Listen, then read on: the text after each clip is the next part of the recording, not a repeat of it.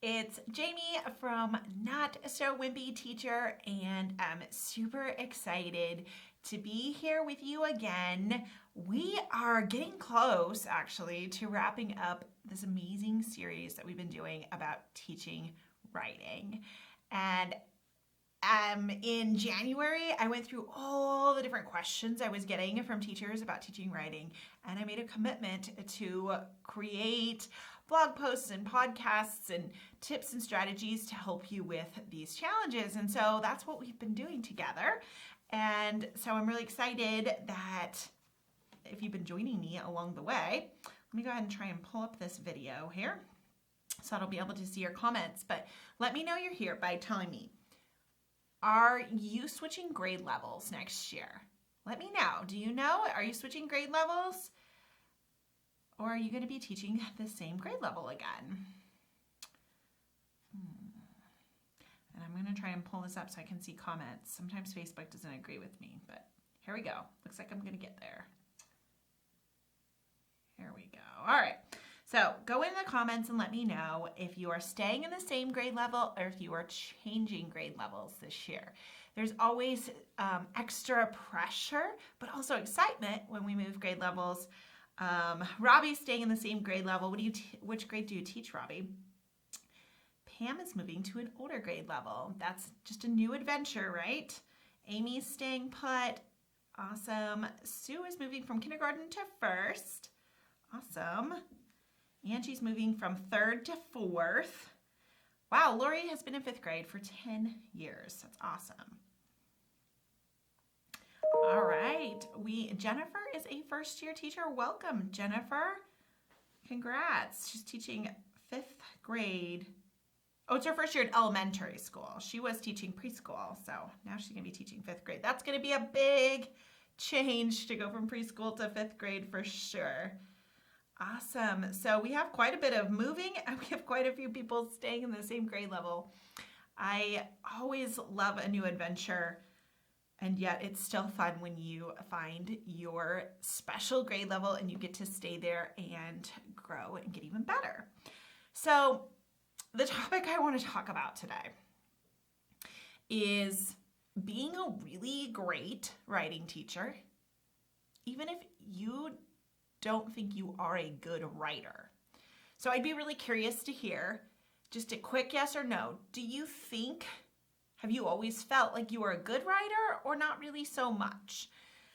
Because it's kind of a bit of the theme today, is that it's challenging to teach something that we don't necessarily consider to be our strength, our zone of genius. And I know I have felt that way. And so I'm curious. Jamie says, no, I don't consider myself to be a great writer. And I totally get that, Jamie, and thank you for being so brave to say it, because I know that's also a little bit intimidating. I'm going to tell you a story, and it is a personal story to me, and it's still one that rubs me a little bit raw all these years later.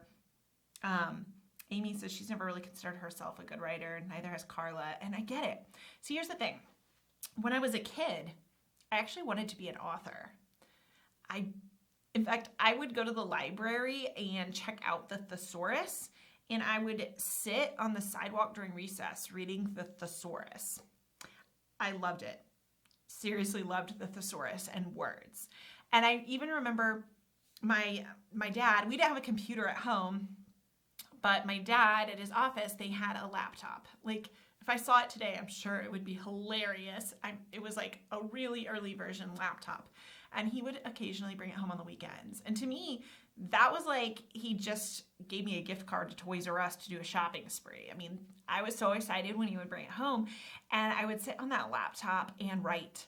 And I was writing a chapter book. And I still remember that. I would spend the whole weekend just typing in my chapter book. And I also wrote a lot of short stories and essays. I used to submit them to young authors competitions. And when I read books, I was a huge bookworm. I would read the book and then I would write a letter to the author and ask her about becoming an author. Anna Martin was one that I read all the Babysitters Club books, and I would write to Anna Martin and tell her that I wanted to be an author and ask her for her tips and her advice. because I was certain I was going to be an author. I did really well in high school in writing. Whenever I had to write a report or an essay, my teachers always raved about it. Now, I was kind of a creative person, and so I always liked to take their assignment and come up with a creative way to present it. That was sort of something I did, and no one in high school said that was a bad thing. In fact, they liked it. They liked the extra effort I went to. But then I went to college. I was in an honors English class my freshman year, and I was pumped because I like to write, and I got to be in this honors class with a lot of other people who clearly liked to write and to read, and so it seemed like a great fit for me. The first book we had to read was called Bean Trees. It's written by an author that's local in Arizona, and so it's a common book that is required here, and it was actually a great book. If you've not read the book Bean Trees, it was a great book. I really enjoyed it, and I had a writing assignment to go with it. And of course, in Jamie style, I decided that I wasn't just going to hand him an essay on paper. I came up with a creative way to package it, a unique way to do it. I don't remember the unique way that I did that particular essay, but I do remember turning it in and feeling really proud of myself. Like, oh my gosh, he's going to be so impressed. I'm going to be a star student because I really went the extra mile. He handed it back a couple weeks later, and I will never forget. As he put the paper in my hand, he looked right at me and just looked me in the eyes, and he said, "You are a terrible writer." And then just kept walking on, passing out papers. And in that moment, I felt so incredibly crushed. All the way up until that time, I had been told by others that I was a great writer. And to have this professor whom I looked up to crush me by telling me not that my paper wasn't good, but he literally said I was a terrible writer. I didn't put a lot of effort into that class going forward, and I never entertained the idea of writing as a career ever again. And I do attribute part of it to the feeling I had. Like, I thought, oh, everyone must have just been being nice to me in high school.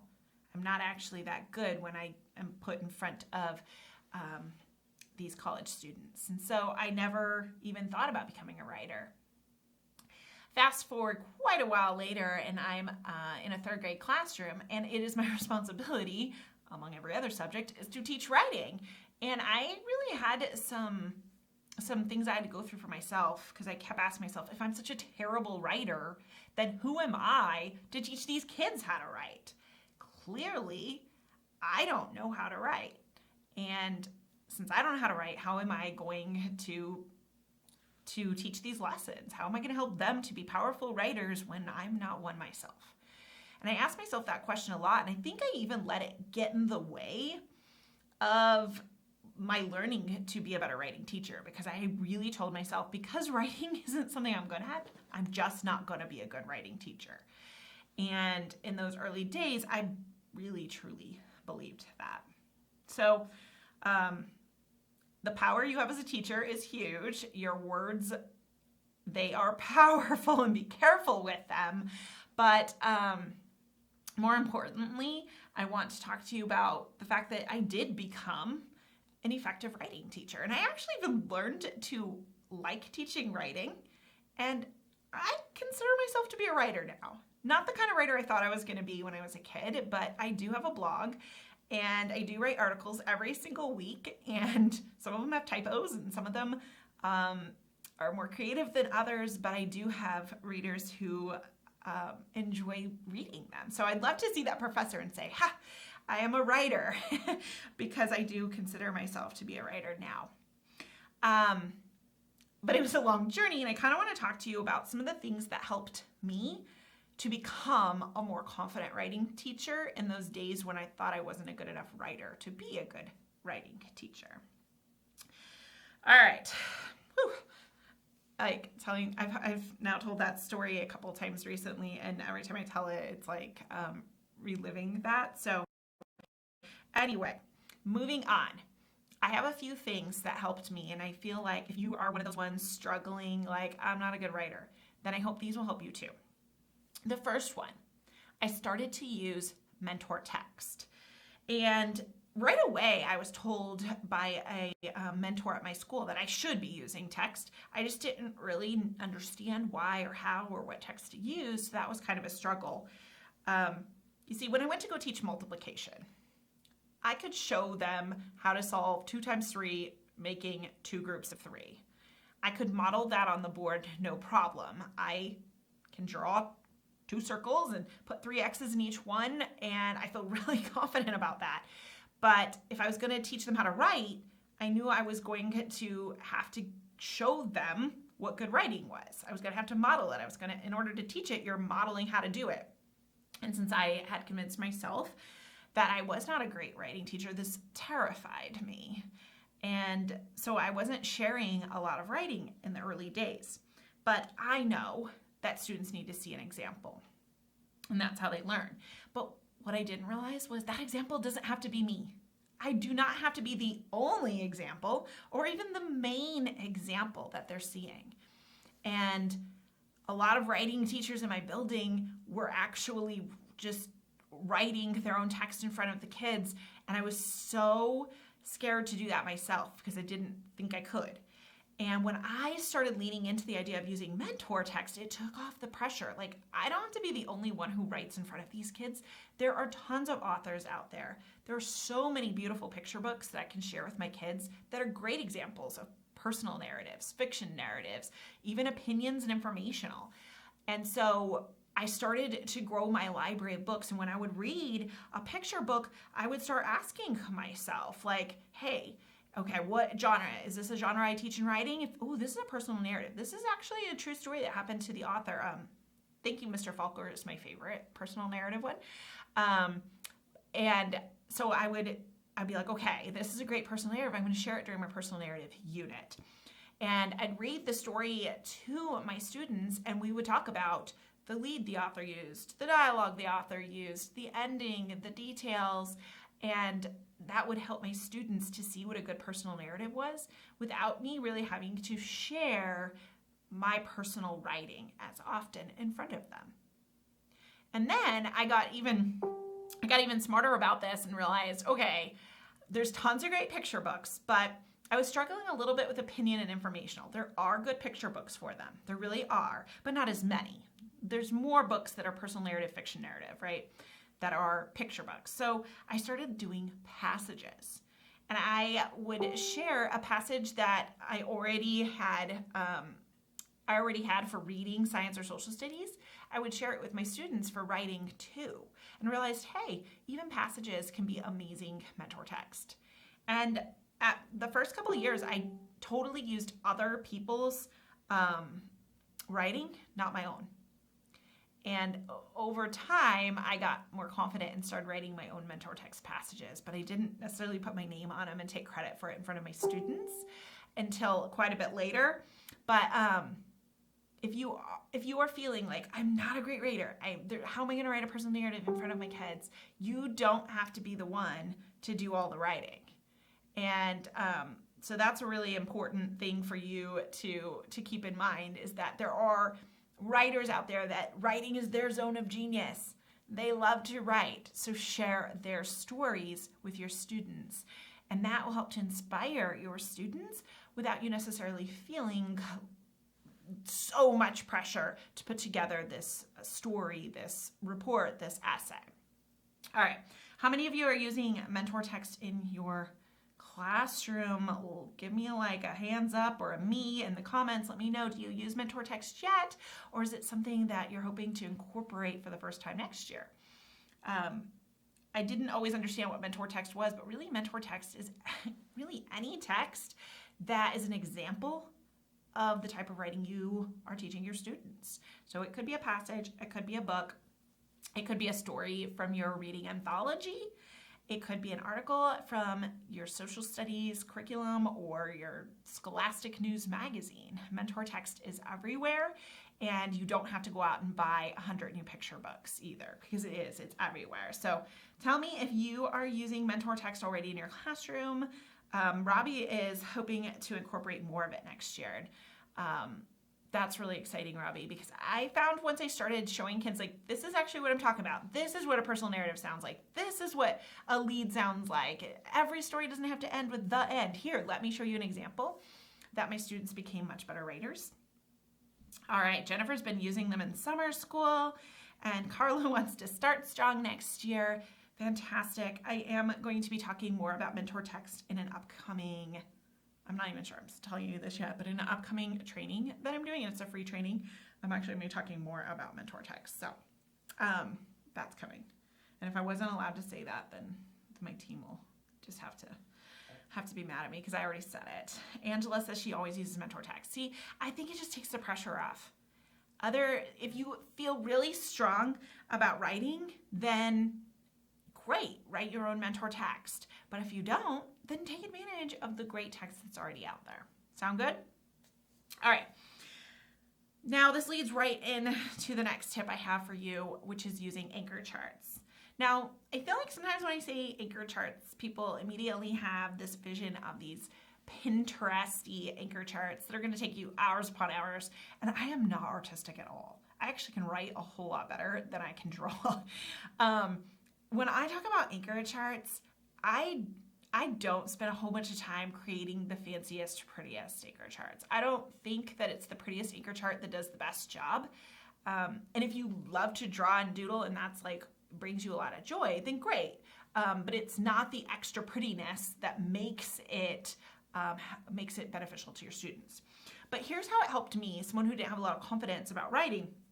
You see, when my mentor showed me how she taught writing, she had this like whiteboard next to her chair, and she would write like an essay or a story in front of her kids.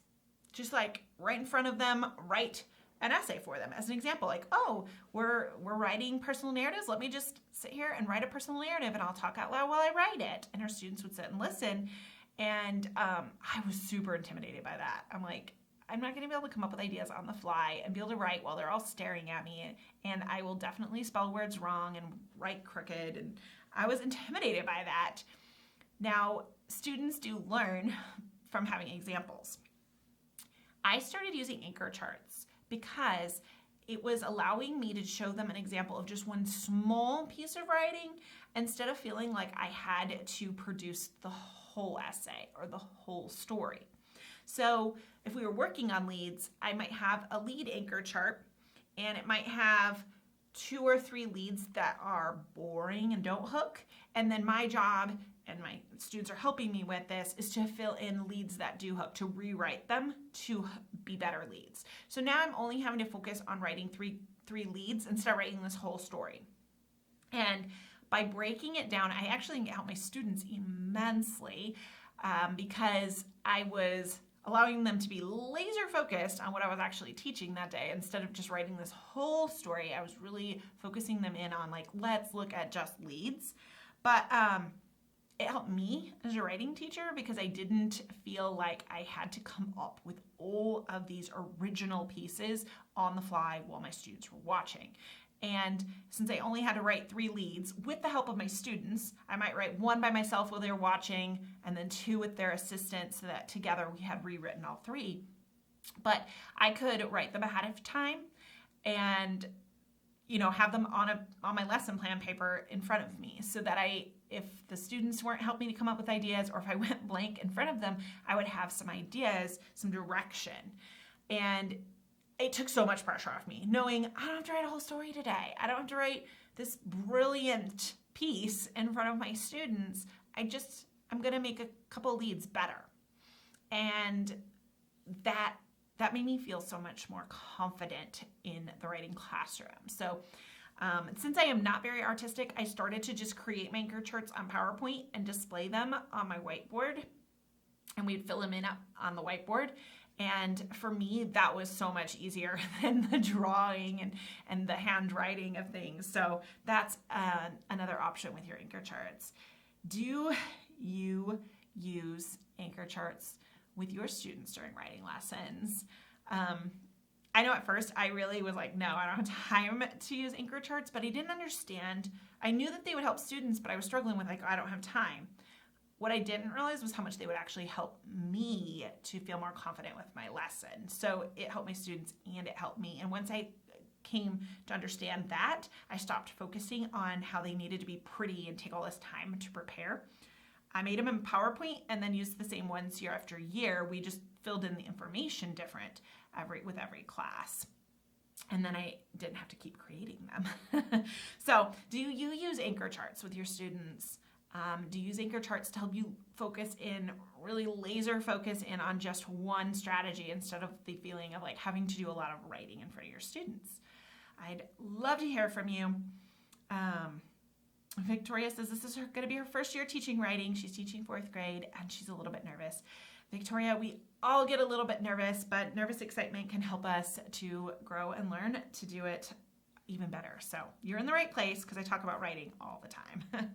Robbie says, yes, we do anchor charts. Awesome. I know some of my coworkers made some of the prettiest anchor charts and they could hang them on the wall and be really proud of them. And I would be a little bit jealous because I'm like, wow, how do you write like that? But I've come to realize that it isn't how pretty they are that makes the difference. So yep, you can put them in a smartboard lesson. Yep, that's a great idea. And putting them in PowerPoint, yeah, you don't have to worry about perfection because you can use a cute font and then you don't have to worry about needing to do hand lettering, which I would love to be able to do, but I can't yet. Catherine says she uses my anchor charts and she puts them on poster paper and gets them laminated. Nice. That's awesome. I've definitely known teachers who like to do that too because then you can hang them. And if they're laminated, then you can fill the information out with dry erase or wet erase marker and use them year after year. Perfect. All right.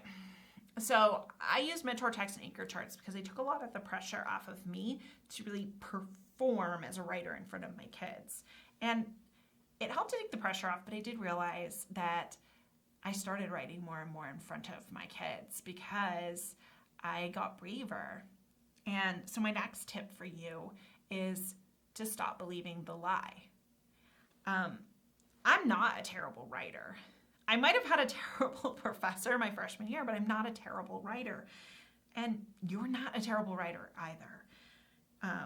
Someone has told you you're a terrible writer or you've convinced yourself. That usually is it too. We have a really loud inner voice and you've convinced yourself you're a terrible writer. But the thing is that writing is subjective. It is so subjective. So, you might consider yourself a terrible writer and I might think you are the next Caldecott Medal recipient. And I sometimes read award-winning books and I'm like, oh my God, that was the worst book ever. So it is subjective. And even if you think you're not a great writer, here's the really important part. Your students think that you are a brilliant writer. You are a better writer than they are. And they look up to you and want to write like you. There is someone, probably several someone, sitting in that classroom going, oh, I want to write a story just as good as hers. Even if you think the story is a hot mess. And guys, that's what really matters. That's what you're doing it. The kids in your classroom are motivated and inspired by the work that you do. And they're tough critics and they love you. I already know that they love your writing. So don't hide behind this lie of I'm a terrible writer, so I'm not going to be a good writing teacher, because I don't believe you are a terrible writer. I believe that someone loves your writing, and it's probably the students sitting in your classroom. And that's all that really matters. Anyway, and then as soon as they start expressing how much they love you as a writing teacher, you start to boost your confidence. See, now people are complimenting you, and even if they're 8 or 9, their compliments matter to us. So don't hide behind a lie. You can be an amazing writing teacher even if you don't feel like writing is your strength yet. All right? And you're going to do that by leaning on people who do consider writing to be their strength. You're going to pull out those great mentor texts and lean on that until you become more confident. All right. Another tip I have for you about confidence and learning to be a great writing teacher, even if you don't feel like writing is your strength. I highly recommend that you work with me. I hope these tips have been helpful, but I know I can help you to become a more confident teacher. I have so many more tips and strategies, and becoming confident is actually what the Not So Wimpy Writing Masterclass is all about. And the Not So Wimpy Writing Masterclass is an online professional development course, and I help teachers to go from feeling like they are struggling and overwhelmed by teaching writing, maybe not even have the time, skipping it, not bothering with it, not getting the results they want, to feeling confident and having new strategies that they're really excited to use with their students. And the best part is that your students, all of your students, all of them, whether they're currently struggling because of dyslexia, dysgraphia, whether they are struggling because they've been told by a teacher they were a terrible writer, whatever the reason is they might be struggling, all students can grow and become confident and effective writers. I'm convinced of this. And that's what the Not So Wimpy Writing Masterclass is all about. So the Masterclass is opening in less than 2 weeks. We only open up the course once per year, so it opens up on June 22nd. Make sure you put that on your calendar. It opens on June 22nd. And once you are a student in the course, then you have access to the course for a lifetime. So you can come back to the lessons as many times as you would like. And we will help you work through them, through the lessons this summer. They are all video lessons, and you can do them at your own pace. You'll have access to them. Some teachers like to binge watch them all at once, and some like to watch a couple each week, whatever works for you.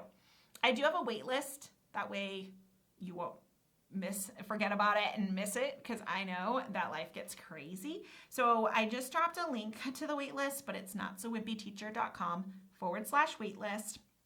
If you're not on the wait list, make sure you get on there. That way you will get emails when the course is available. Again, we only open it once a year. We keep it open for about 10 days, and then we close it up for another year. This gives us lots of time to focus on the teachers that we're helping and learn from them and continue to make the course better every year. Ashley said she was in the masterclass last summer and she loved it. Thanks, Ashley. And those of you who are my alumni, you are going to get all of the new updates to the course, because we re-recorded the whole thing after listening to all your feedback. We saw that there were some places that we could do an even better job. So we re-recorded the whole course, and all of my alumni will be getting access to the new version next week. So you watch your email, alumni, because I'm going to send you an email with all the details about the new lessons and everything. So let me know if you guys have questions, but definitely get on the wait list. It's notsowimpyteacher.com/waitlist. So we have that coming up, and I also have a free training coming up about the writing mini lesson, and I'm going to tell you a whole bunch more about that next week. So make sure you join me next week. But I just wanted a real quick review. I know that we don't all feel like super confident writers, and we know how to add, subtract, and multiply, and we know how to read. But then when it comes to teaching writing, we're like, oh, I'm not a good writer. How am I going to do that? And I think that mindset sometimes holds us back from learning and growing to be the best writing teacher we can be for our students. And I know you want that. A few things that have helped me over the years to become more confident is using mentor text for the example, using anchor charts to help me get laser focused about just one small area of the writing instead of focusing on the whole thing, which overwhelmed me. And then just realizing that it's a lie. This whole I'm not good at writing is a lie. And when we stop hiding behind that, then we open ourselves up to become even better educators. And honestly, your students already love you, and that's what really counts. I would love it to work with you to help you to become a more confident writer with the Not So Wimpy Writing Masterclass. So make sure you're on that wait list. And then if I haven't answered your question, or if you think of one, Amy says she's not sure if she's on the wait list. Amy, if you put yourself on the wait list and you're already on it, it only lets you be on it once. So it's okay if you want to click on it, throw your email address on there, and just make sure you're on the wait list. It won't double email you as long as you're using the same email address. If you give me 2 different email addresses, you probably get 2 different emails. All right. I think I've answered all of the questions here, but if I've missed yours for some reason or you're watching the replay, make sure to drop any of your questions in the comments and I will stop by here periodically and make sure that they get answered quickly. All right, guys, have a not so wimpy day.